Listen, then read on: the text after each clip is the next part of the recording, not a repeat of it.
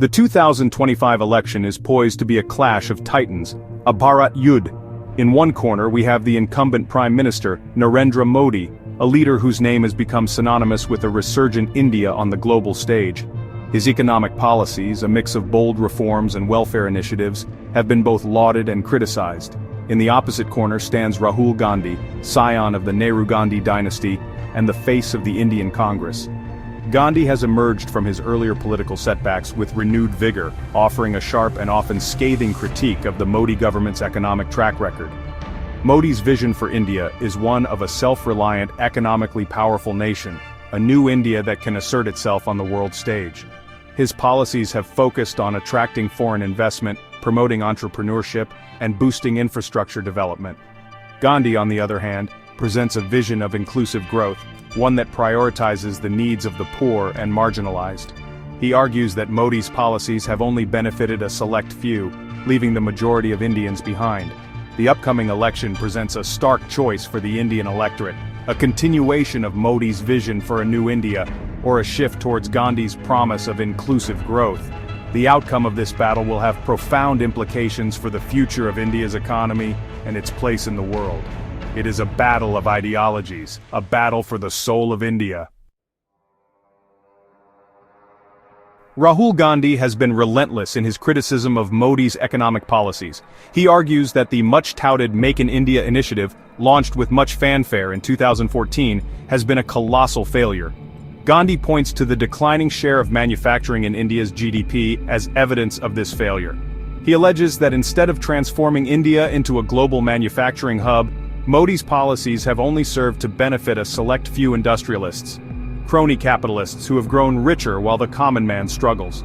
Gandhi has also been highly critical of the government's handling of unemployment, which has emerged as a major concern in recent years. He argues that despite the government's claims of high economic growth, this growth has not translated into jobs for India's burgeoning youth population. Gandhi points to the plight of India's farmers, who have been hit hard by falling agricultural incomes and rising input costs.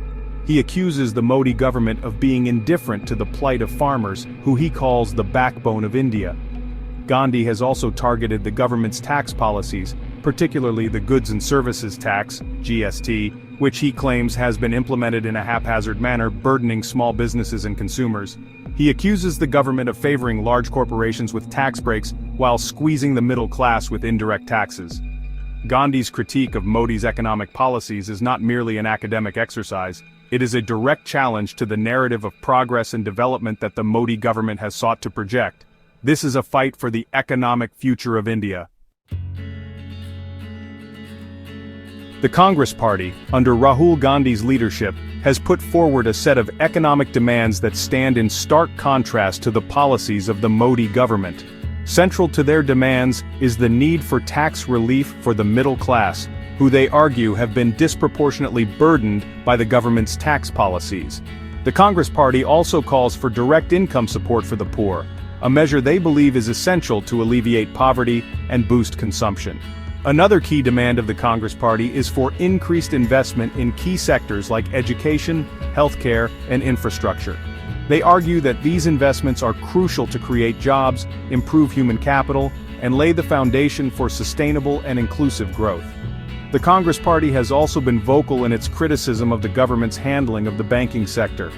They allege that the government has failed to address the issue of non-performing assets, NPAs, and that its policies have only served to benefit a few large corporations at the expense of small and medium enterprises. The Congress Party's economic demands are aimed at addressing what they see as the fundamental flaws in the Modi government's economic model. They argue that the government's focus on big business and its neglect of the poor and middle class have led to a situation of jobless growth and rising inequality. Will the people of India listen? Will they choose a new path?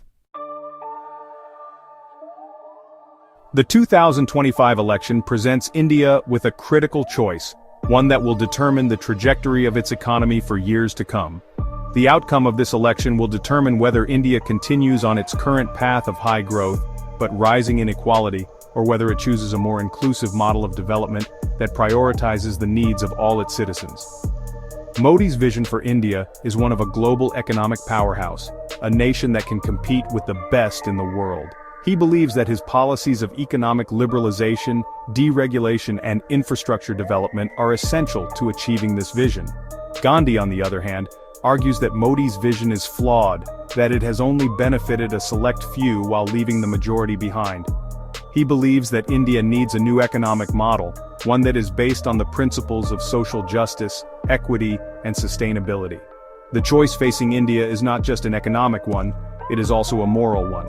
It is a choice between two competing visions of what India should be, a nation where a few prosper at the expense of the many, or a nation where everyone has the opportunity to live a life of dignity and security. The stakes have never been higher.